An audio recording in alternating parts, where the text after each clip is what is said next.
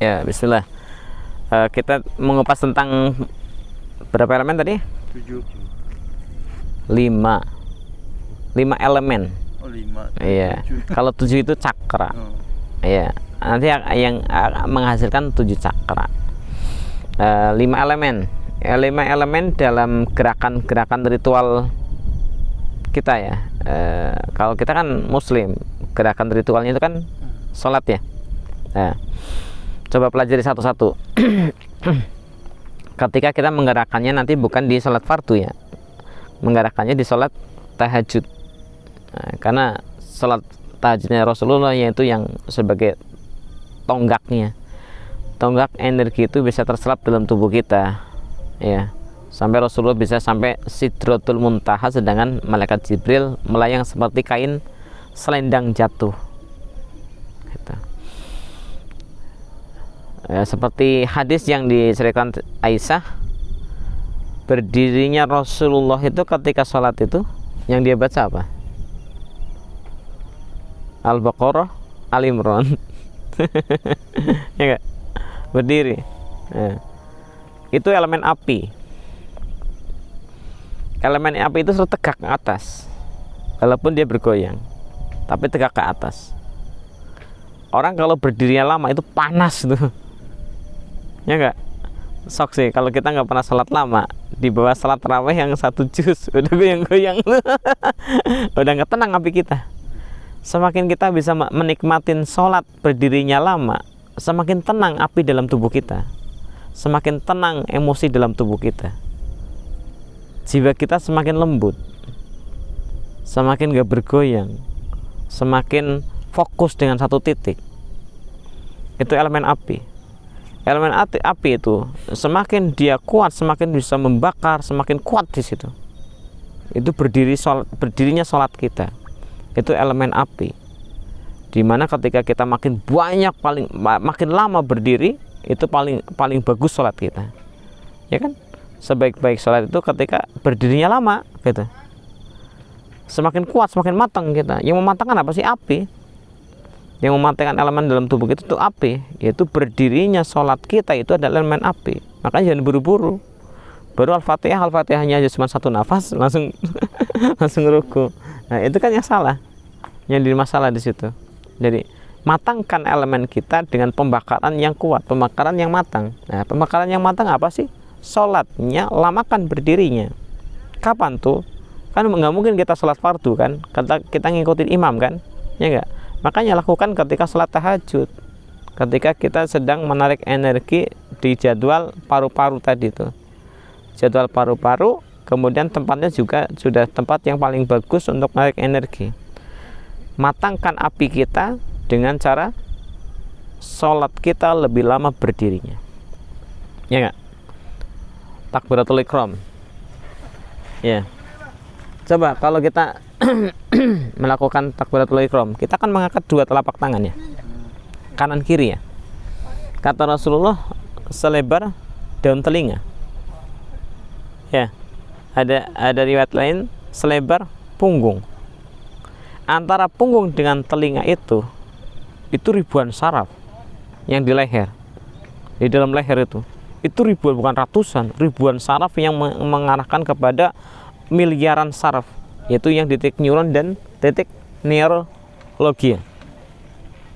Nah, dengan ketika kita berdirinya sebagai elemen api, kemudian membuka semua saraf yang ada di leher dengan menekan telapak tangan kita sejajar dengan daun telinga sampai ke bagian dada, itu akan kebuka, yaitu di titik organ jantung dan paru-paru kita, di mana jantung kita sebagai elemen api, paru-paru kita sebagai penyerap energi, bahan energi, yaitu nutrisi oksigen.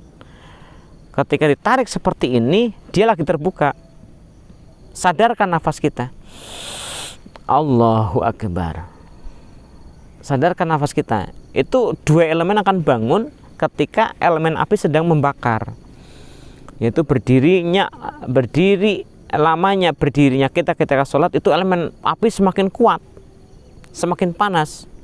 Di mana ketika berdiri itu kaki itu bukan telapak kaki itu bukan ke samping. Telapak kaki itu betul-betul menghadap ke kiblat. Kiblat kita hari ini Ka'bah. Hadapkan ke Ka'bah, lurus ke sana, kemudian tekan cengkram ke bumi dengan mengencangkan bagian betis. Ekor akan keluar. Nah, Tekan gitu. iya. Tekan itu kakinya ke bumi. Semakin lama makin kencang. Tapi kalau kita sholatnya tidak menekan, itu tidak akan kuat lama sholatnya. Berdirinya kita tidak akan lama, kita akan loyo, kita akan sakit punggung, sakit kaki, sakit semuanya sakit ketika diajak sholat lama. Sholat dengan berdiri lama, bahasa 1 juz, 2 juz, 3 juz, mati gitu.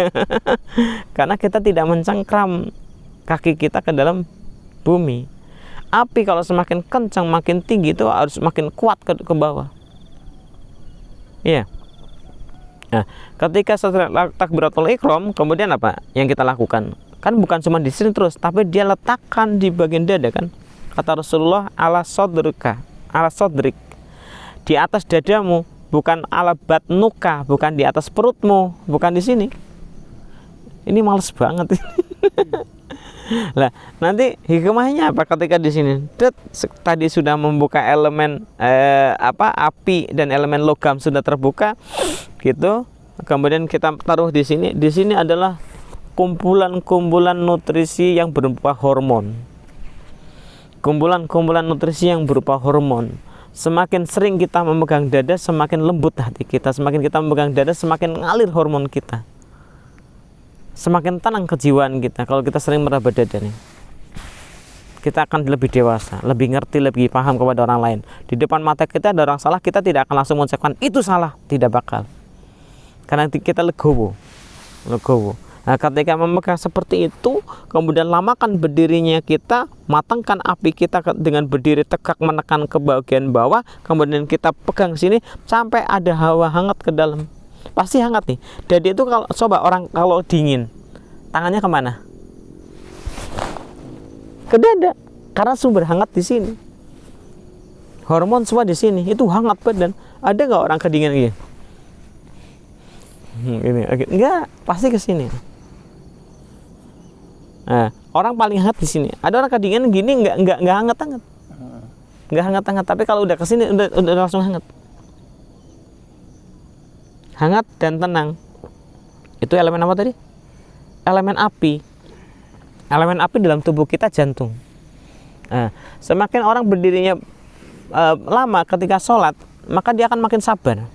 Karena jantungnya akan stabil, apinya akan stabil. Tidak akan emosi, tidak akan gampang emosi. Ya. Itu berdirinya salat kita.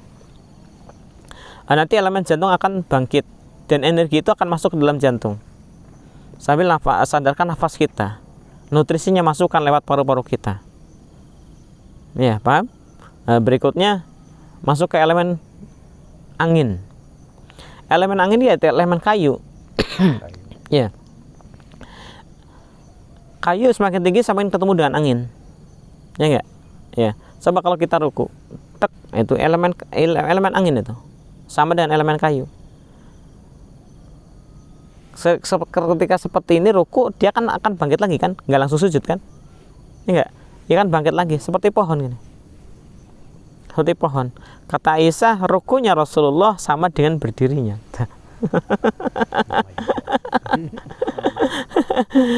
Sama dengan berdirinya. Sebagai hikmah ketika seperti ini, apa yang terjadi?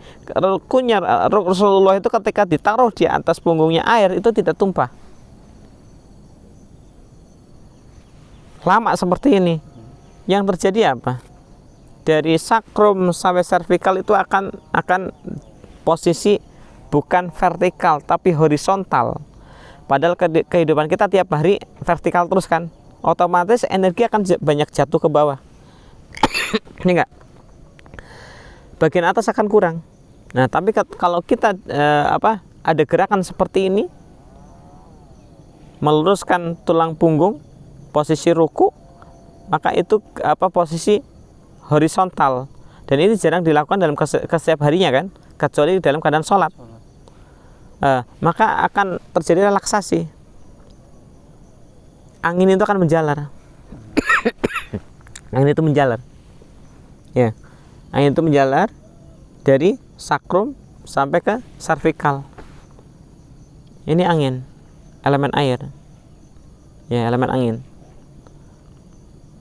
Dari sana akan menyambung semua dengan tekanan-tekanan dari elemen angin. Masuk ke mana? Elemen angin itu?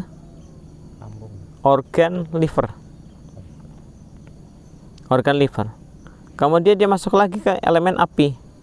Baru masuk ke elemen air. Coba, angin, api, air. Matang nggak? Energi nggak? Energi itu. Dulu sebelum ada listrik, kereta itu pakai gabungan antara angin, api, air. Kereta itu uap, ya nggak? Kereta batubara, batubaranya sebagai elemen api. Nanti tabungnya ada elemen angin. Api kalau tidak ada air. Api kalau tidak ada angin tidak akan nyala, ya kan? Air kalau tidak ada api, tidak dipanasin, maka air tidak akan jadi sumber energi, tidak ada jadi penggerak, ya enggak? Kita sujud tek, itu masuk ke elemen air. Nah, ketika di elemen air itu, karena tadi kita habis ruku, semua persendian dari ekor sampai ke sakrum dalam keadaan rileks, kemudian kita berdiri sejenak untuk masukkan elemen api, matangkan antara angin dengan api. Api bisa lebih banyak ketika ada angin, kan? Api bisa lebih ngembang ketika ada angin, kan? Coba kalau ada api, vakum kan, tidak ada angin, pasti mati, ya. Kuatkan, kemudian kita ruku, sujud, itu masuk ke elemen air. Elemen air itu bisa masuk ke dalam tubuh kita ketika 7 tulang kita pakai. Makanya Rasulullah mengajarkan sujud itu dengan 7 tulang. Di sana sudah memantapkan energi tuh. Api sudah ada, angin sudah ada, ketemu air, bangkit itu air. Di mana? Di 7 titik dalam tubuh kita. Pertama, muka kita nih. Muka kita ketika tempel, hipotalamus itu dalam keadaan terbuka. Panas ya. Hangat. Ya, hipotalamus di sini itu dalam keadaan kebuka, gitu. Kalau kita tempelkan jidat kita ke dalam tanah, posisi paling rendah, itu hipotalamus dalam keadaan terbuka, kebuka. Oksigen masuk ke dalam sana, ya kan? Nah, kemudian ketika oksigen sudah masuk ke hipotalamus, dia tinggal memerintah kemana? Ke bagian sakral-sakral yang dibuka oleh saraf ujung-ujung jari kita, baik di tangan maupun di kaki. Maka tekan, gitu. Tekan itu, iya. Tinggal ini ke 1 ya. Tinggal 6 tulangnya kita tekan. 1, 2, 3, 4, 5, 6. Tekan ke dalam tanah, Nah, itu saklar semua saraf akan kebuka. Yang kemarin kita ajarkan itu. Dalam ilmu meridian. Ilmu meridian itu kan semua ujung ini ada sarafnya semua, kan ya. Baik di tangan maupun di kaki, baik di metatarsal maupun di metakarsal. Kemudian ketika sudah digerakkan, hipotalamus sudah dapat nutrisinya, dia memerintah, dia diperintah dari sini, dari neuron yang mengelilingi hipotalamus, neuron yang mengelilingi neuralgia, ya, kecil tapi lebih banyak. Kalau otak kita yang neuron itu hanya ratusan, kalau neuralgia jutaan. Ya, ketika sujud itulah hipotalamus kebagian oksigen yang akan memerintah kepada saraf neuralgia yang diaplikasikan lewat perintah dari ujung-ujung saraf yang ada di neuron dengan menekan 7 tulang, kata Rasulullah. Habis itu baru kita duduk di antara 2 sujud untuk mematangkan apa? Elemen tanah. Coba, tanah itu berbentuk apa sih? Berbentuk gunung-gunung kayak gini. Coba lihat ke sana tuh. Emang tanah rata gitu. Ya, kalau kita di atas lihat tanahnya gundukan-gundukan, lihat bumi itu gundukan-gundukan. Seperti orang duduk di antara 2 sujud, gitu. Itu elemen gunung namanya, elemen tanah namanya.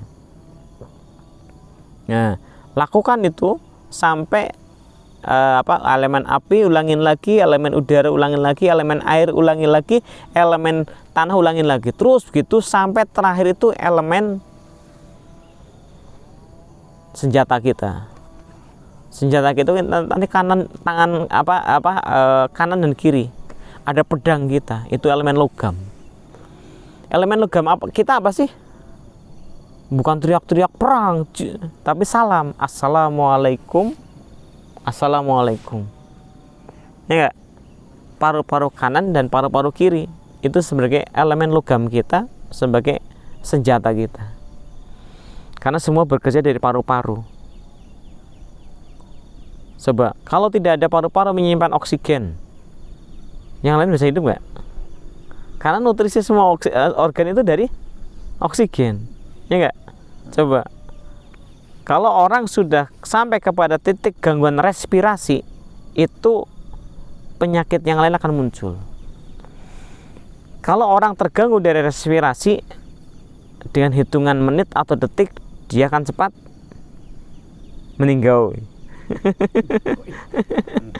Iya, ya enggak? Dari respirasi. Itu senjata kita. Senjata kita makin tajam, makin kuat badan kita. Paru-paru kita makin sehat, makin kuat jasad kita. Karena nutrisi yang utama yaitu oksigen bisa terserap dengan baik. Nah, kalau bisa paham ini ya, energi dalam tubuh kita itu akan naik. Bahkan kita tidak jadi tua, tidak jadi keriput. Kenapa? Karena materialnya bersih terus. Coba kalau selama ini kan kita terkotori oleh makanan. Ya, karena kita memahaminya nutrisi kita itu dari makanan dan minuman, bukan oksigen. Makanya Rasulullah mengajarkan sebaik-baik tempat sampah, seburuk-buruk tempat sampah dalam tubuh kita ya perut kita. Karena apa aja kita masukin. Padahal sebesar-besarnya kebutuhan kita, badan kita itu adalah oksigen. Maka harus mengajarkan sepertiga untuk air, sepertiga untuk makanan, sepertiga untuk udara. Apa yang kita atur ke dalam badan kita. Ya, barakallahu fih. Ini kajian tentang 5 elemen yang ada dalam tubuh kita yang bisa kita gerakan, bisa kita hidupkan dengan gerakan sholat. Assalamualaikum warahmatullahi wabarakatuh. Waalaikumsalam.